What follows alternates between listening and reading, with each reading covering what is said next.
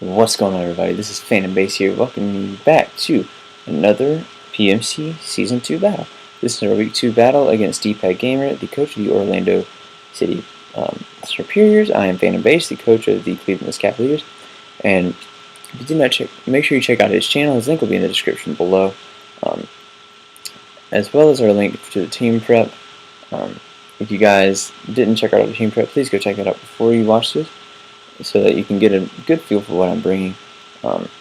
This week we are up against, like I said, D-Pad Gamer, and we decided to bring ANNIHILATE, Victini, Amoonguss, Skarmory, Snorlax, and Magneton. He brings Megalopunny, Manaphy, Raichu, Jirachi, Umbreon, and Regirock. And instantly I realized that he didn't bring his Darmanitan, which automatically meant that once I got rid of Regirock, Victini was free to kind of run through. Now the only thing I was afraid of was the fact that he might bring a Rain Rest set from Manaphy rather than the Tail Glow variant and 3 attacks. But I was prepared for that, and looking at his team, I knew he was going to lead off with Regirock. He expected me to lead with Victini, so I actually led with ANNIHILATE. So I thought Gallade was a good matchup to start out because I knew that he would leave Regirock, thinking that I was going to leave Victini. And so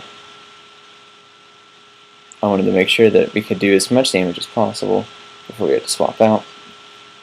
And so the first thing I did was I went in Mega Evolved, and I knew that he was going to try to go for either rocks or some kind of setup here. And I went straight for knockout to find out what kind of item he was running and see what he was doing with it. And he used the leftovers, and then he goes for Reveals Thunder Wave. And I was like, oh no. He's got Jirachi on his team as it is, so automatically he's trying to go for Paraflinches. But he sets up his rocks, which is fine by me, because the only Pokemon on the team that really doesn't appreciate rocks is Victini. But when we get the Will-O-Wisp off from this thing, you get some residual damage, because I know Drain Punch isn't going to be doing a lot, due to the fact this thing is going to be fully physically defensive, expecting my Victini to be a physical variant.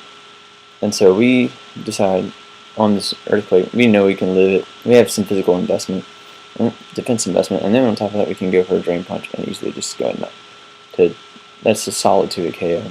After that, after all the damage we put in, we dodged a Stone Edge, but I realized when I talked to him after saying he actually misplayed there because he was dealing with his little girl, his child, and so I kind of understand that. There's a point in this game where I actually am doing the same. He goes into Jirachi and goes for Rain Dance. And here's where I accidentally misclicked. I meant to go for a knockoff here, but instead I actually clicked Ice Punch. Not quite sure why. But we had Ice Punch for the things like Whimsicott and Flygon, but those weren't doing us any good. So, because none of them were here. So, the rings in Manaphy, and I get the knockoff on this thing, which is incredibly important. You get leftovers gone from Manaphy, and we do a decent amount of this thing. And so, with the rain up, I know I can't Will-O-Wisp it, but I go for Drain Punch. And so, after this, I know he's going to go for a rest, because I know he's going to live this. We got a crit. Didn't matter, because I knew he'd rest. So, we stayed in, and I think we go for another Drain Punch.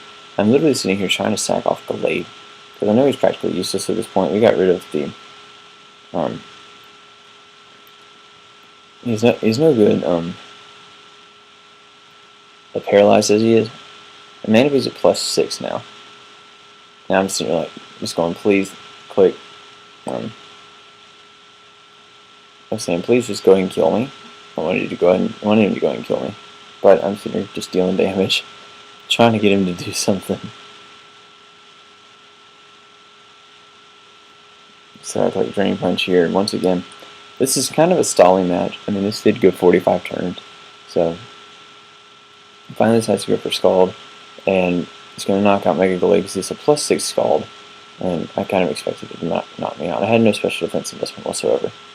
But I decided to send in Magneton. This is where I was dealing with my child, and I misplayed as it was. He decides to go straight for Scald because I should have been, honestly, I misplayed there and should have swapped out into Amoonguss.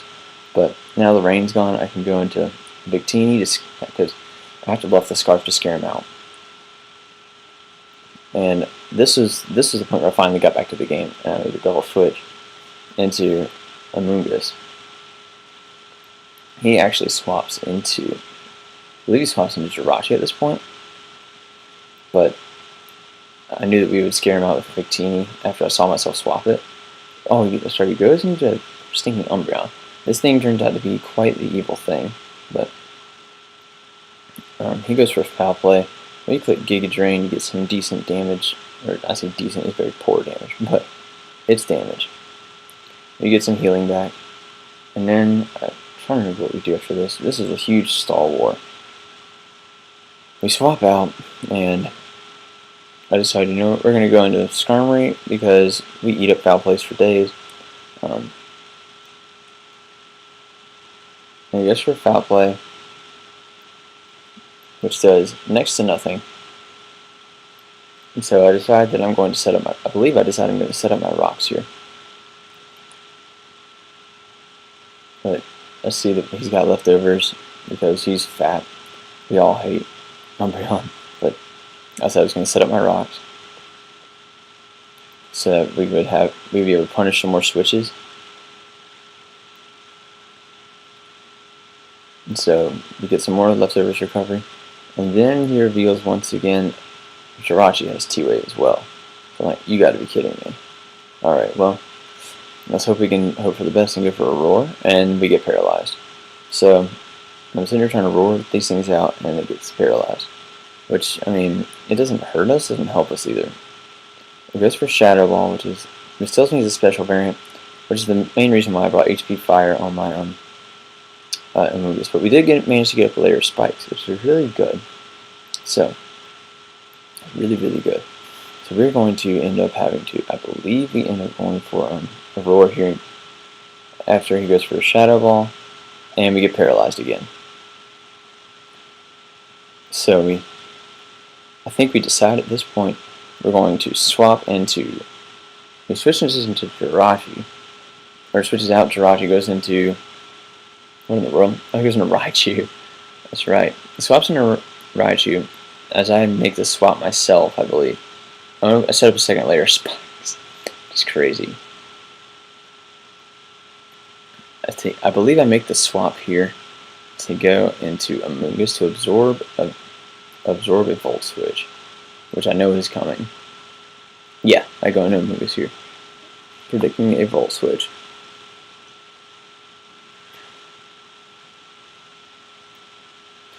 And we did predict correctly, and we eat that up because of the fact that we have both the Assault Vest and we're especially defensive. And it's just, Amoonguss is such a great wall for this thing. Sends out Jirachi. So he's going to go for Rain Dance again. I believe we ended up going for, well, no, we doubled out, and I think we go into Victini. Nope, we go into Skarmory again. I actually haven't watched this battle in quite a while, so it's going to be me guessing at what happens for a good bit. He goes for T-Wave, but that was already swapped out. We were predicting another T-Wave. He's trying to sit there and paralyze my whole team and then just flinch me down to death. I wasn't about to watch that happen, so he goes for a Rain Dance. And I'm trying to lure him out again. We get paralyzed again. I remember every time we clicked Roar, we got paralyzed in this match. Which is really incredibly annoying. He withdraws Jirachi, and he goes into Manaphy, and I was kind of like, you know, whatever. We did manage to get a good chunk of damage off from this thing, and we got a third layer of spikes up too. So, which is kind of crazy, but what I wanted at this point, because I know what he's going to do, he's going to go for a rest. So I'm thinking, okay, let's roar him out so he stays asleep, and we can keep him out. Or he'll have to swap it back in and waste a rain term. But I get paralyzed again. So the hacks are definitely not on my side here, and this is the incredibly frustrating part of the match. Goes for a Scald. I believe this knocks out Skarmory. Oh no, it knocks me down to 2. We get paralyzed again trying to go for Roar, which was incredibly frustrating. So, I think at this point we actually swapped. Yes, we swapped into Amoonguss again, predicting the Scald. I know we should have. Well, it doesn't really matter what happened there. I wanted to scout what he was going to do next. He was going to go for a psychic, which was a great prediction on his part, but we still eat that up like it's nothing. So he goes for a tail glow, and I believe I go for a Giga Drain here. I'm not sure. He goes for a tail glow, which I fully expected. We get the Giga Drain off to get some HP back. And I know even at +3, a psychic cannot 2-hit KO us. And especially with what we just healed back. He goes for a psychic. And look at that. That damage means nothing. So we click Clear Smog to get rid of the tail glow. It doesn't do a whole lot of damage, but it does exactly what I needed it to. And then we're going to click Giga Drain again. So we get some HP back while he sleeps. He sleeps for days.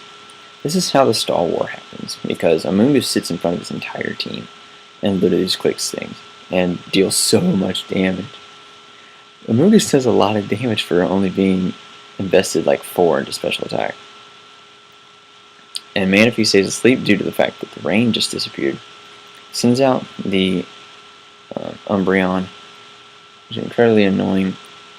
He takes rocks damage, and he takes spikes damage, all 3 layers of spikes. We get Giga Drain off.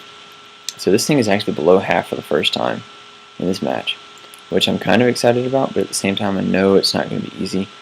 I'm sitting here going, he's going to have Moonlight. He's got to have Moonlight. There's no way he doesn't have Moonlight. And what do you know? He reveals Moonlight. So I'm like, oh, you got to be kidding me. Incredibly annoying, but I knew it had to happen because that's the only way this thing can survive. So I literally just sit there and go, okay, well, it's whatever. So we know he's especially defensive Umbreon, because otherwise he wouldn't be sitting here taking these attacks the way he is. We go into Snorlax here, which was incredibly good play on my part for the fact that he decides to go for, I believe, a foul play, and we're not heavily invested in the attack, and so we're not going to take a whole lot from it, which is good for us. It's very good for us. Now, the next part that happens, I know that Curse boosts both attack and defense, so it literally, I also know that, and he goes for Toxic, so I'm like, okay, we have Rest on this set, so it's not like we can sit here and absorb status all day long. But so we go for a Curse, and since it boosts attack and defense, Foul Play is still doing the same amount of damage, which is fine with me. So I decide that this turn I'm going to go for a second Curse, so that after that I can literally sit there and spam attacks and run through his team.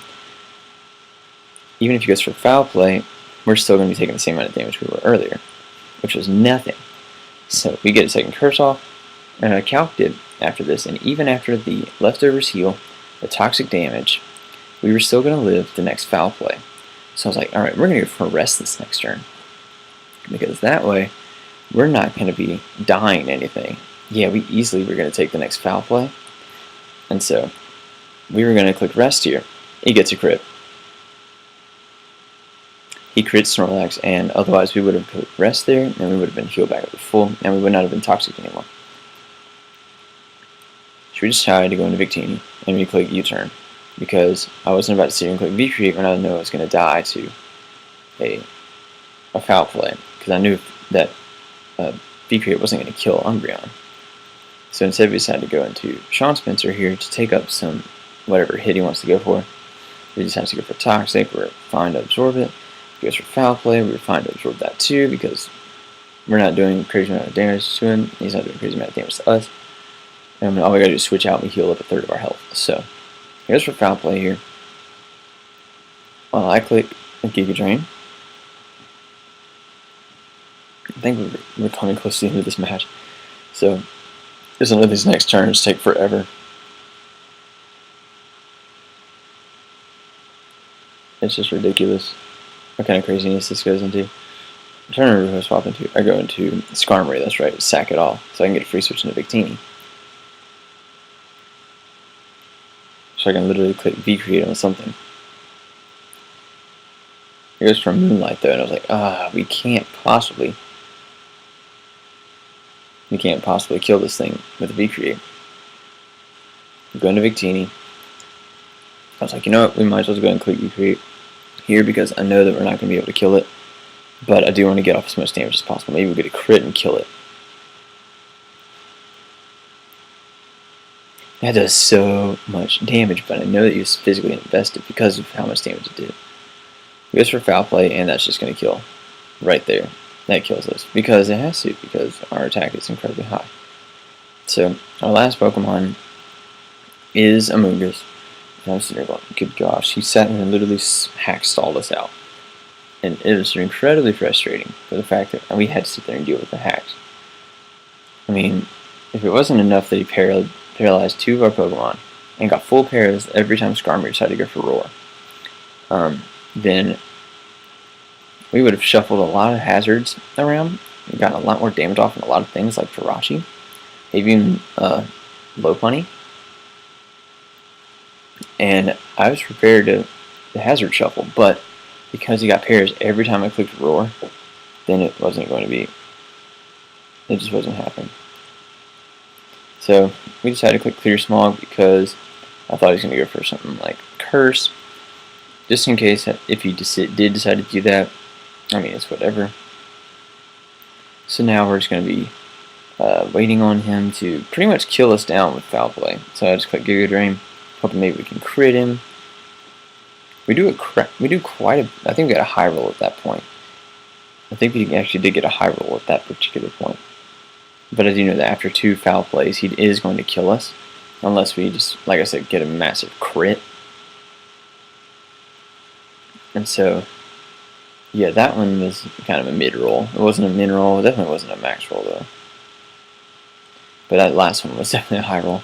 But so. And this is the final turn where he ends up finally killing us with a foul play, and we end up losing once again. So this is a great game, though. I thoroughly enjoyed myself. A great game, D-pad. I hope you had a good time, and hopefully I'll be able to come back and do a better fight in our second battle, because this is a division battle. So, well, anyway, thank you guys so much for watching. If you did enjoy this battle, despite me getting wiped, please make sure you check out the other players in the PMC. Make sure that you smash the like button at the bottom of this video to show your support for the Cleveland Escavaliers and hope that we can make our comeback. Our next battle next week is up against another division rival. He is the coach of the Mesquite Mesprits. His name is Kyle, or Lugia X, and we hope that we can make our comeback starting with that week. So, until then, thank you guys so much for watching, and I will catch you guys next time. Bye, guys.